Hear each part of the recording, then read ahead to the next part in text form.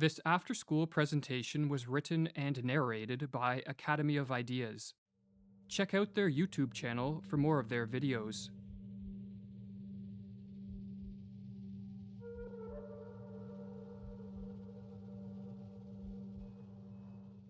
The masses have never thirsted after truth. They turn aside from evidence that is not to their taste, preferring to deify error if error seduce them.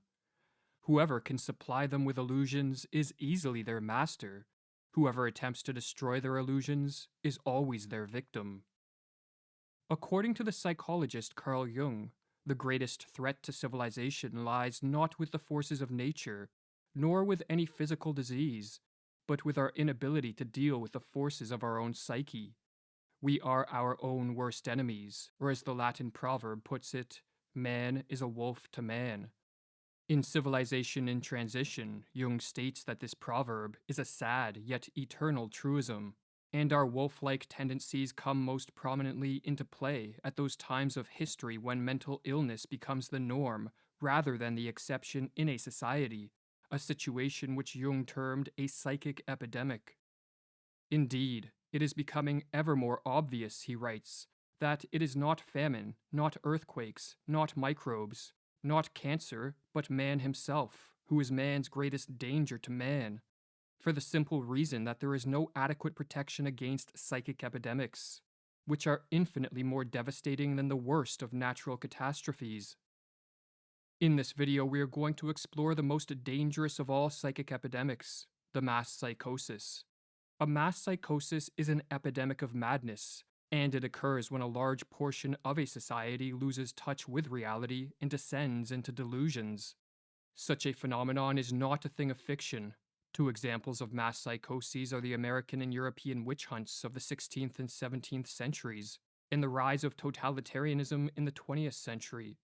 During the witch hunts, thousands of individuals, mostly women, were killed, not for any crimes they committed, but because they became the scapegoats of societies gone mad. In some Swiss villages, writes Francis Hill, there were scarcely any women left alive after the frenzy had finally burned itself out. When a mass psychosis occurs, the results are devastating. Jung studied this phenomenon and wrote that the individuals who make up the infected society become morally and spiritually inferior. They sink unconsciously to an inferior intellectual level. They become more unreasonable, irresponsible, emotional, erratic, and unreliable, and worst of all, crimes the individual alone could never stand are freely committed by the group smitten by madness. What makes matters worse is that those suffering from a mass psychosis are unaware of what is occurring. For just as an individual gone mad cannot step out of his mind to observe the errors in his ways, so too there is no Archimedean point from which those living through a mass psychosis can observe their collective madness. But what causes a mass psychosis? To answer this question, we must first explore what drives an individual mad. While there are many potential triggers of madness, such as an excessive use of drugs or alcohol, brain injuries, and other illnesses, these physical causes will not concern us here. Our concern is with psychological, or what are called psychogenic triggers, as these are the most common culprits of the mass psychosis.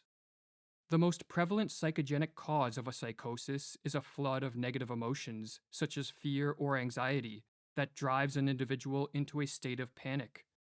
When in a state of panic, an individual will naturally seek relief, as it is too mentally and physically draining to subsist in this hyper-emotional state. While escaping from the state of panic can be accomplished through adaptive means, such as facing up to and defeating the fear-generating threat, another way to escape is to undergo a psychotic break. A psychotic break is not a descent into a state of greater disorder, as many believe, but a reordering of one's experiential world, which blends fact and fiction, or delusions and reality, in a way that helps end the feelings of panic. Silvano Arietti, one of the 20th century's foremost authorities on schizophrenia, explains the psychogenic steps that lead to madness. Firstly, there is the phase of panic, when the patient starts to perceive things in a different way, is frightened on account of it, appears confused, and does not know how to explain the strange things that are happening. The next step is what Arrietty calls a phase of psychotic insight, whereby an individual succeeds in putting things together by devising a pathological way of seeing reality which allows him to explain his abnormal experiences. The phenomenon is called insight because the patient finally sees meaning and relations in his experiences. But the insight is psychotic because it is based on delusions, not on adaptive and life promoting ways of relating to whatever threats precipitated the panic. The delusions, in other words, allow the panic stricken individual to escape from the flood of negative emotions, but at the cost of losing touch with reality, and for this reason, Arrietty says that a psychotic break can be viewed as an abnormal way of dealing with an extreme state of anxiety. If a panic triggering flood of negative emotions in a weak and vulnerable individual can trigger a psychotic break, then a mass psychosis can result when a population of weak and vulnerable individuals is driven into a state of panic by threats real, imagined, or fabricated. But as delusions can take many forms, and as madness can manifest in countless ways, the specific manner in which a mass psychosis unfolds will differ based on the historical and cultural context of the infected society. But in the modern era, it is the mass psychosis of totalitarianism that appears to be the greatest threat. Totalitarianism, writes Arthur Versluis, is the modern phenomenon of total centralized state power, coupled with the obliteration of individual human rights. In the totalized state, there are those in power, and there are the objectified masses, the victims. In a totalitarian society, the population is divided into two groups, the rulers and the ruled, and both groups undergo a pathological transformation. The rulers are elevated to an almost godlike status, which is diametrically opposed to our nature as imperfect beings who are easily corrupted by power. The masses, on the other hand, are transformed into the dependent subjects of these pathological rulers and take on a psychologically regressed and childlike status. Hannah Arendt, one of the 20th century's preeminent scholars of this form of rule, called totalitarianism an attempted transformation of human nature itself. But this attempted transformation only turns sound minds into sick minds.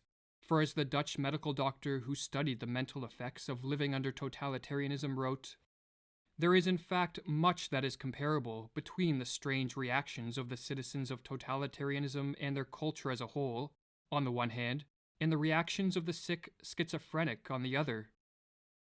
The social transformation that unfolds under totalitarianism is built upon and sustained by delusions.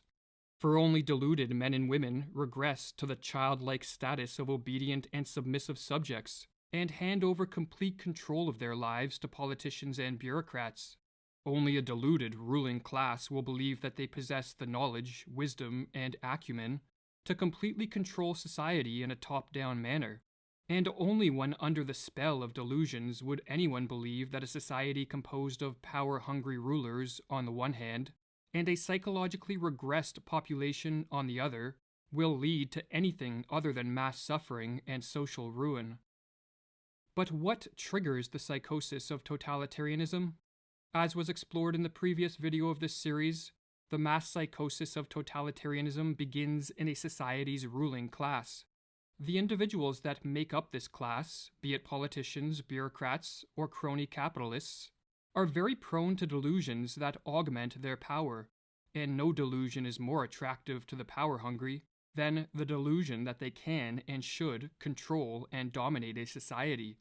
When a ruling elite becomes possessed by a political ideology of this sort, be it communism, fascism, or technocracy, the next step is to induce a population into accepting their rule by infecting them with the mass psychosis of totalitarianism. This psychosis has been induced many times throughout history, and as Mirlu explains, it is simply a question of reorganizing and manipulating collective feelings in the proper way. The general method by which the members of a ruling elite can accomplish this end is called menticide, with the etymology of this word being a killing of the mind, and as Mirlu further explains, menticide is an old crime against the human mind and spirit, but systematized anew. It is an organized system of psychological intervention and judicial perversion through which a ruling class can imprint their own opportunistic thoughts upon the minds of those they plan to use and destroy. Priming a population for the crime of menticide begins with the sowing of fear. When an individual is flooded with negative emotions, such as fear or anxiety, he or she is very susceptible to a descent into the delusions of madness. Threats, real, imagined, or fabricated, can be used to sow fear, but a particularly effective technique is to use waves of terror. Under this technique, the sowing of fear is staggered with periods of calm, but each of these periods of calm is followed by the manufacturing of an even more intense spell of fear, and on the process goes. Or as Mirlu writes, each wave of terrorizing creates its effects more easily after a breathing spell than the one that preceded it, because people are still disturbed by their previous experience. Morality becomes lower and lower, and the psychological effects of each new propaganda campaign become stronger. It reaches a public already softened up. While fear primes a population for menticide, the use of propaganda to spread misinformation and to promote confusion with respect to the source of the threats and the nature of the crisis helps to break down the minds of the masses. Government officials and their lackeys in the media can use contradictory reports, nonsensical information, and even blatant lies. As the more they confuse, the less capable will a population be to cope with the crisis and diminish their fear in a rational and adaptive manner.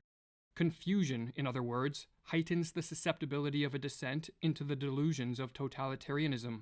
Or as Mirlu explains, logic can be met with logic, while illogic cannot. It confuses those who think straight.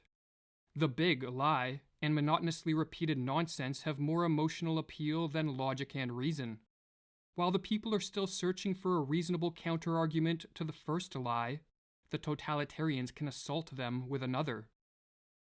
Never before in history have such effective means existed to manipulate a society into the psychosis of totalitarianism. Smartphones and social media, television and the internet, all in conjunction with algorithms that quickly censor the flow of unwanted information, allow those in power to easily assault the minds of the masses. What is more, the addictive nature of these technologies means that many people voluntarily subject themselves to the ruling elite's propaganda with a remarkable frequency.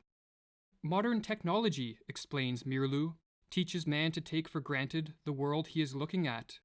He takes no time to retreat and reflect. Technology lures him on, dropping him into its wheels and movements. No rest, no meditation, no reflection, no conversation. The senses are continually overloaded with stimuli. Man doesn't learn to question his world anymore. The screen offers him answers, ready-made. But there is a further step the would-be totalitarian rulers can take to increase the chance of a totalitarian psychosis, and this is to isolate the victims and to disrupt normal social interactions. When alone and lacking normal interactions with friends, family, and co-workers, an individual becomes far more susceptible to delusions for several reasons. Firstly, they lose contact with the corrective force of the positive example, for not everyone is tricked by the machinations of the ruling elite, and the individuals who see through the propaganda can help free others from the menticidal assault. If, however, isolation is enforced, the power of these positive examples greatly diminishes. But another reason that isolation increases the efficacy of menticide is because, like many other species, human beings are more easily conditioned into new patterns of thought and behavior when isolated.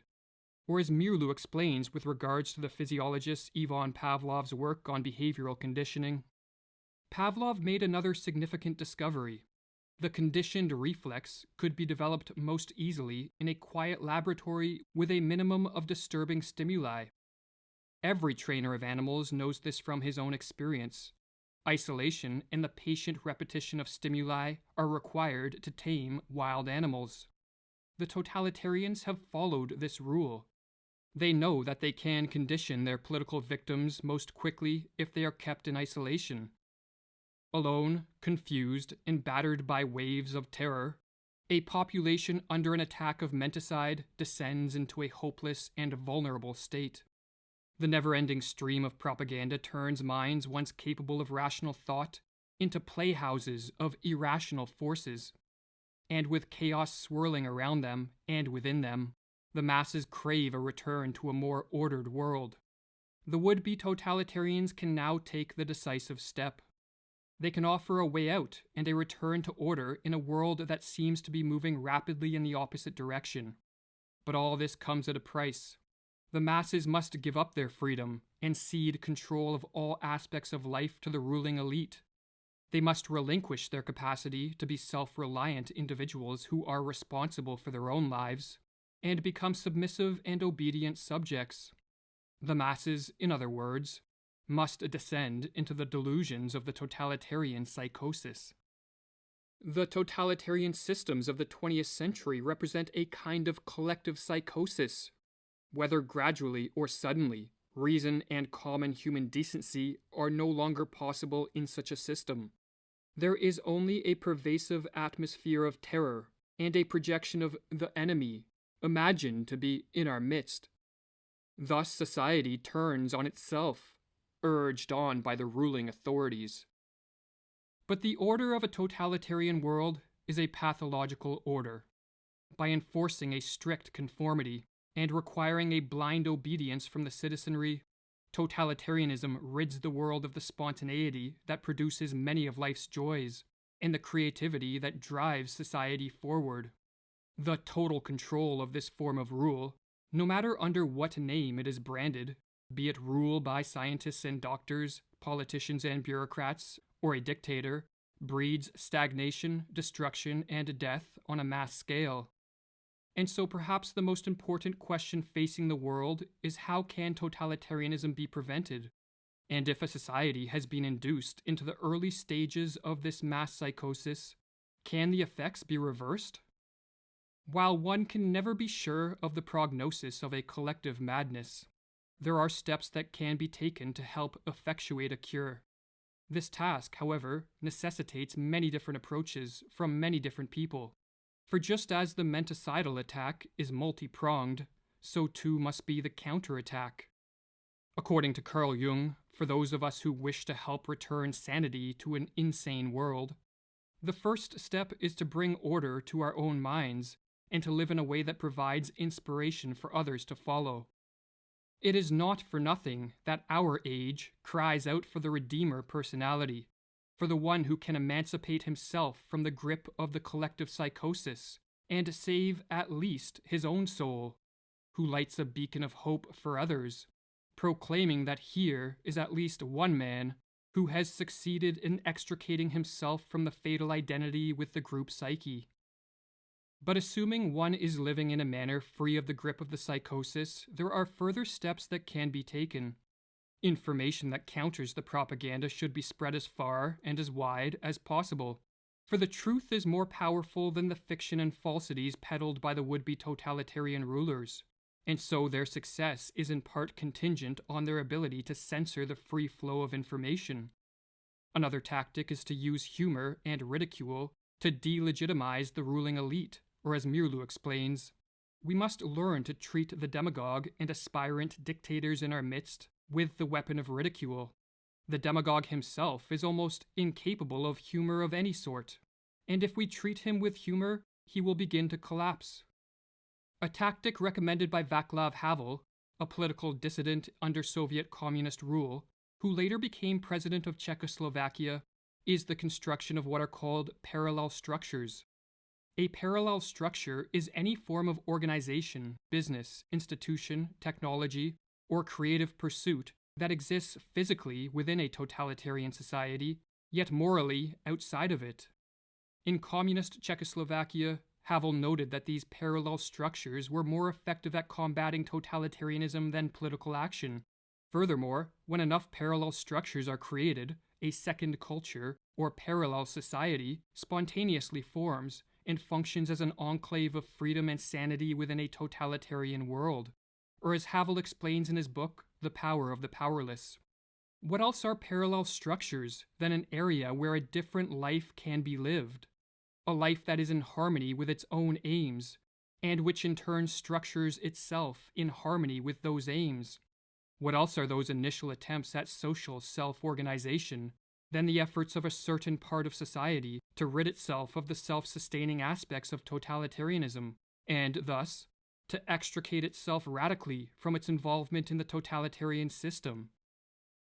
But above all else, what is required to prevent a full descent into the madness of totalitarianism is action by as many people as possible. For just as the ruling elite do not sit around passively, but instead take deliberate steps to increase their power, so too an active and concerted effort must be made to move the world back in the direction of freedom. This can be an immense challenge in a world falling prey to the delusions of totalitarianism, but as Thomas Paine noted, tyranny, like hell, is not easily conquered. Yet we have this consolation with us, that the harder the conflict, the more glorious the triumph.